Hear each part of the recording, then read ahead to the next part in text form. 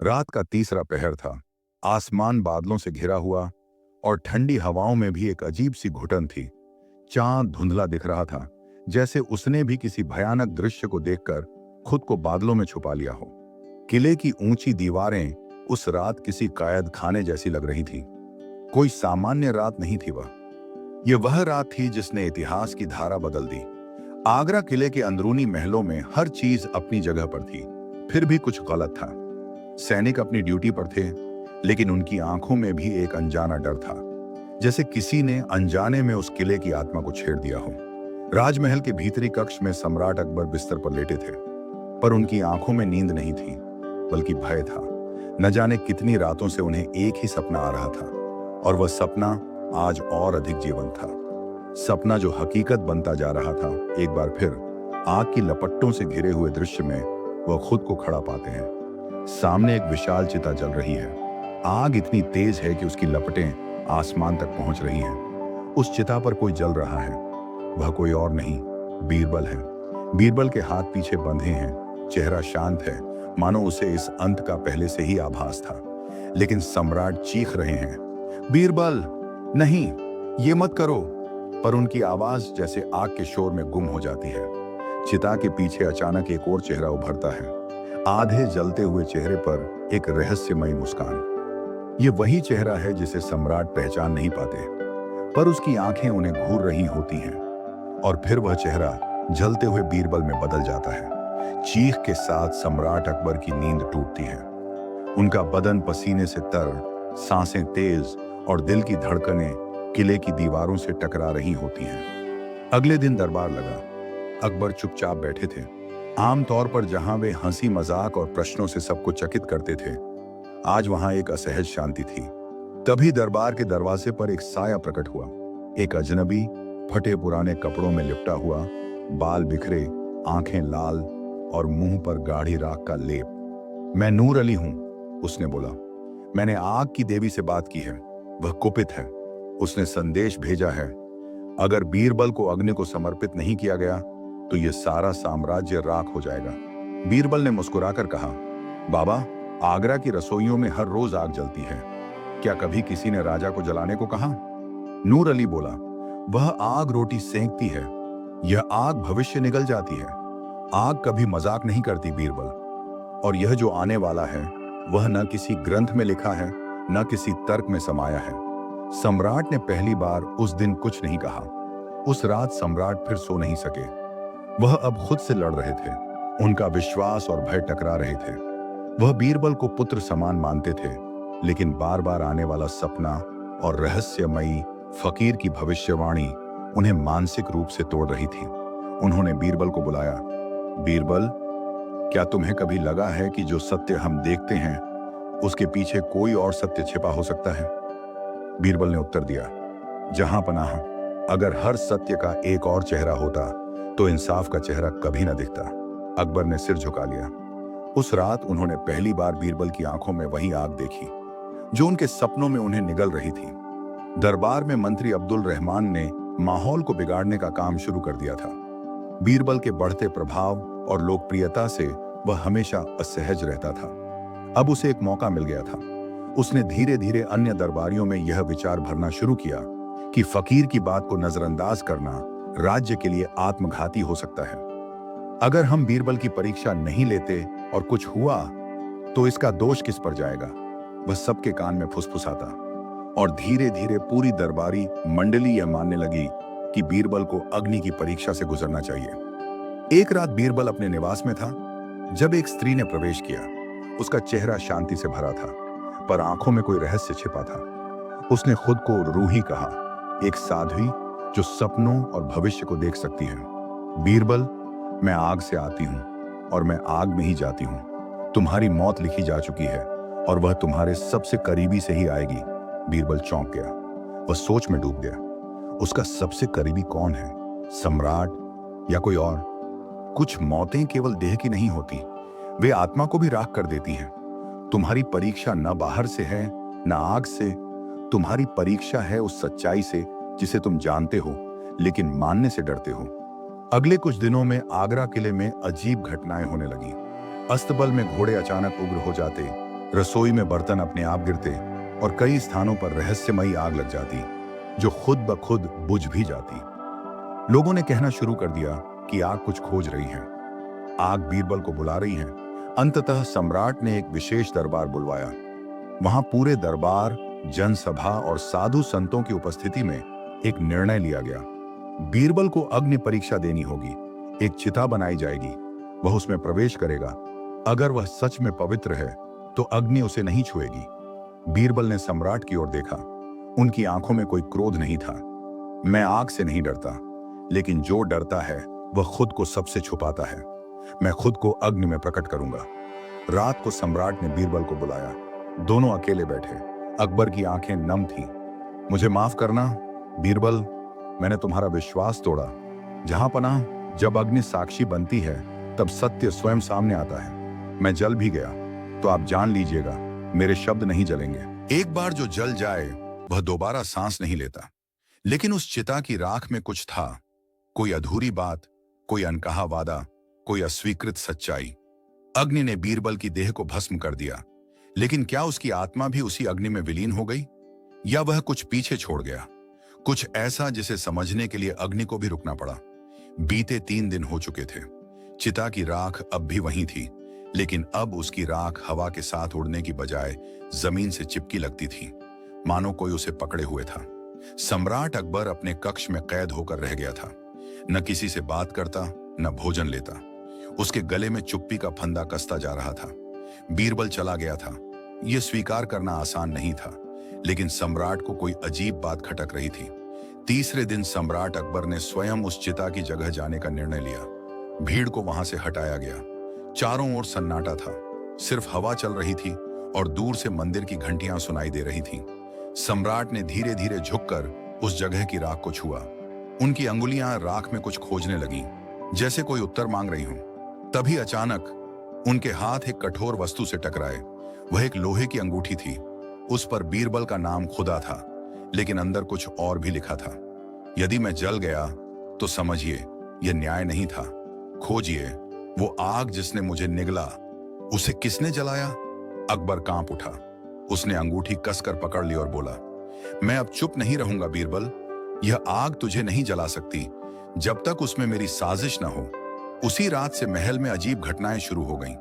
राजमहल के उत्तर पश्चिमी भाग में अचानक आग लग गई, लेकिन जब सैनिक पहुंचे तो वहां न आग थी न धुआं, सिर्फ राख और जलने की गंध। राज्य की राजकुमारी जो बीरबल की भक्त थी, उसे अचानक एक सपना आया। चिता की आग फिर जलेगी, लेकिन इस बार उसमें वो जलेगा जो झूठ बोलता है। राजमहल की एक दासी ने बताया कि उसने बीरबल की परछाई अपने कमरे में देखी, जो कह रही थी, सत्य का कत्ल अग्नि से नहीं, विश्वास के छूटने से होता है। सम्राट अब आश्वस्त हो गया था। बीरबल की मौत प्राकृतिक नहीं थी, वह एक षड्यंत्र था। अकबर ने गुप्तचर नियुक्त किए। उन सबको एक ही निर्देश दिया गया, पता करो उस रात चिता को किसने जलाया, आग की लकड़ियां कहां से आईं, दीपक किसने लाया, और सबसे महत्वपूर्ण, नूर अली कौन था। जांच की पहली कड़ी अब्दुल रहमान तक पहुंची। उसके नौकरों ने माना कि पिछले दिनों वह कई तांत्रिकों से मिल रहा था। उसने कई संदिग्ध आग पूजन यज्ञ करवाए थे। नूर अली का पता चलते ही सच्चाई और डर दोनों का सामना हुआ। वह एक असली फकीर नहीं था, बल्कि एक धोखेबाज था, एक माया रचने वाला जिसने लोगों के मन में डर बोया। और यह सब किसी के इशारे पर हुआ था। राजमहल के पुरातन शास्त्रों को खंगाला गया। एक प्राचीन ग्रंथ मिला, अग्नि तत्व विज्ञान। उसमें वर्णन था, यदि किसी निर्दोष को अग्नि में अर्पित किया जाए तो अग्नि शांत नहीं होती, वह स्वरूप बदलती है और किसी न किसी रूप में न्याय की मांग करती है।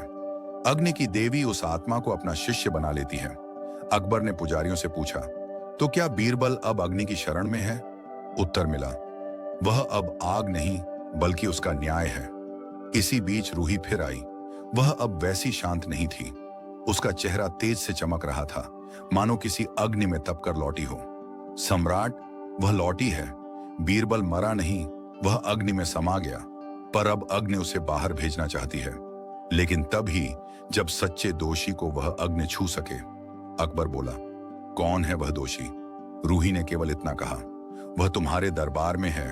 वह है जो सबसे अधिक तुम्हारे करीब दिखता है, पर सबसे दूर है सम्राट ने एक विशेष दरबार बुलाया। सारे दरबारी, संत, मंत्री उपस्थित थे। अग्नि मंडप बनाया गया, ठीक वैसा ही जैसा बीरबल के लिए बनाया गया था। अकबर ने कहा, आज वही अग्नि पुनः जलेगी, लेकिन आज उसमें कोई निर्दोष नहीं जाएगा। आज उसमें जाएगा वह जिसने सच्चाई को जलाया। वह सीधे अब्दुल रहमान की ओर मुड़ा। क्या तुम तैयार हो अग्नि परीक्षा के लिए? अब्दुल कांप गया। वह चिल्लाया, नहीं नहीं, मैंने कुछ नहीं किया। वह तो सिर्फ फकीर था। मैंने तो सिर्फ। अकबर ने गरजते हुए कहा, सिर्फ आग को हवा दी थी, सिर्फ चिता का दीपक जलाया था, सिर्फ मेरी आंखों में भ्रम डाला था। अब्दुल को पकड़ा गया। उसे उसी चिता पर चढ़ाया गया जिस पर बीरबल चढ़ा था। जैसे ही अग्नि जलाई गई, वातावरण बदल गया। बादल गरजने लगे, हवाएं तेज हो गईं, और फिर अग्नि की लपटें एक स्त्री आकृति में बदलने लगीं। वह अग्नि की देवी थी। उसकी आंखें बीरबल के समान शांत पर जलती हुई थीं। उसने कहा, जिसने सत्य को जलाया वह अब झूठ के साथ जलेगा, लेकिन जो राख बनकर भी न्याय मांगता रहा उसका उत्तर मैं दूंगी। अब्दुल चीखते हुए जल गया। देवी ने सम्राट की ओर देखा। तुमने न्याय किया, इसलिए अग्नि शांत हो गई। बीरबल की आत्मा अब मुक्त है। और अग्नि बुझ गई। अगले दिन सम्राट को एक गुप्त संदेश मिला। एक वीरान गुफा में एक बूढ़ा तपस्वी उन्हें बुला रहा था। जब सम्राट वहां पहुंचे तो वह तपस्वी उनकी ओर मुड़ा और मुस्कुराया। वह बीरबल था। मैं नहीं जला था जहां अपना हूं। रूही और अग्नि देवी ने मुझे बचा लिया, लेकिन मुझे तब तक लौटना नहीं था जब तक न्याय न हो। अकबर की आंखों से आंसू बह निकले। बीरबल मर चुका था। यह संसार की आंखों ने देखा। बीरबल जल गया था। यह दरबार ने स्वीकारा, लेकिन बीरबल लौटा। यह कहानी का अंतिम सत्य है। और अब जब वह लौटा तो सिर्फ बीरबल नहीं रहा, वह न्याय की चिंगारी था जो राख में सुलगती रही और समय आने पर शोला बनकर उठी।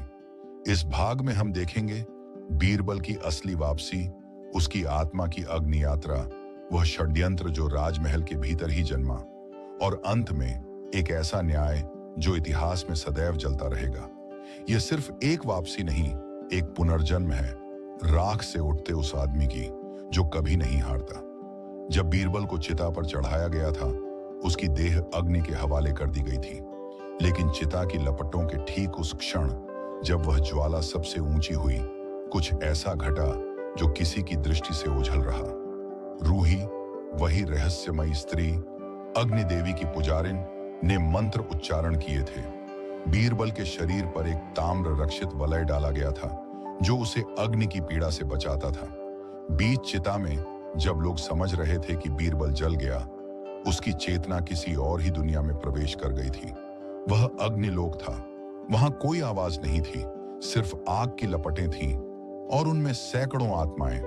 एक तेज सौम्य दिव्य स्वर गूंजा, तू सत्य का सेवक है, तू जला नहीं, तपाया गया है। जब तक तू न्याय नहीं पाएगा, तुझे मृत्यु नहीं स्वीकार। बीरबल की आंखें खुली। वह अग्नि में था, मगर उसे कोई जलन नहीं हो रही थी। इस बीच सम्राट अकबर, जो अब तक न्याय की खोज में था, यह जान गया था कि सिर्फ अब्दुल रहमान ही नहीं, दरबार में और भी कई दरबारी बीरबल के विरुद्ध षड्यंत्र में शामिल थे। दरबारी फरीद खान, हुमायूं मीर और ख्वाजा हुसैन, तीनों ने बीरबल की बढ़ती लोकप्रियता से भयभीत होकर नूर अली को बुलाया था।